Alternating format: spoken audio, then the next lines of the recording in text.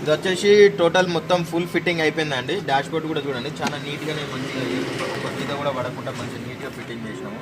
ఇది వచ్చేసి 9 inches Chicago 9 inches Android screen. ఇది టచ్ కూడా చాలా స్మూత్గానే ఉన్నది.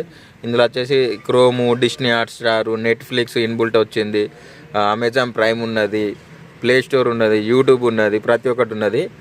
గీ అన్న వాళ్ళకి మనం ఫిట్ చేసింది. ఎందుకంటే ఇది నేను ఒక్కటి ఉండి వీడియో తీసుకుంటాను కాబట్టి అన్ననే చూపిస్తానా.